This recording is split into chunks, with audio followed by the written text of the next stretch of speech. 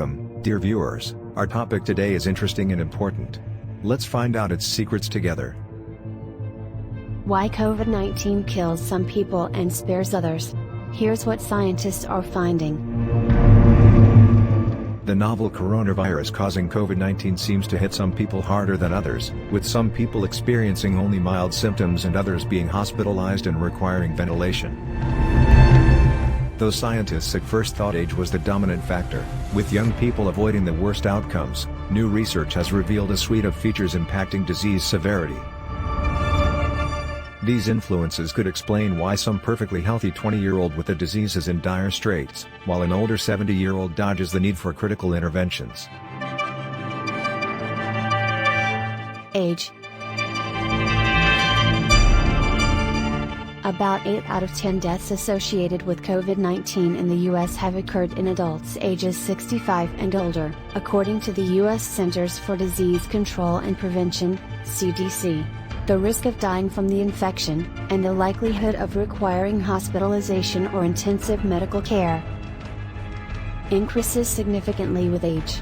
For instance, adults ages 65 to 84 make up an estimated 4 to 11% of COVID-19 deaths in the U.S., while adults ages 85 and above make up 10 to 27%. Diabetes. Diabetes mellitus, a group of diseases that result in harmful high blood sugar levels, also seems to be linked to risk of more severe COVID-19 infections. The most common form in the U.S. is type 2 diabetes, which occurs when the body's cells don't respond to the hormone insulin. As a result, the sugar that would otherwise move from the bloodstream into cells to be used as energy just builds up in the bloodstream. When the pancreas makes little to no insulin in the first place, the condition is called type 1 diabetes. In a review of 13 relevant studies, scientists found that people with diabetes were nearly 3.7 times more likely to have a critical case of COVID-19 or to die from the disease compared with COVID-19 patients without any underlying health conditions, including diabetes, hypertension, heart disease or respiratory disease, they reported online April 23 in the Journal of Infection. Heart disease and hypertension. People with conditions that affect the cardiovascular system, such as heart disease and hypertension, generally suffer worse complications from COVID-19 than those with no pre-existing conditions, according to the American Heart Association. That said, historically healthy people can also suffer heart damage from the viral infection. Smoking. People who smoke cigarettes may be prone to severe COVID-19 infections, meaning they face a heightened risk of developing pneumonia, suffering organ damage and requiring breathing support. A study of more than 1,000 patients in China, published in the New England Journal of Medicine, illustrates this trend. 12.3% of current smokers included in the study were admitted to an ICU, were placed on a ventilator or died, as compared with 4.7% of non-smokers. Obesity. Several early studies have suggested a link between obesity and more severe COVID-19 disease in people.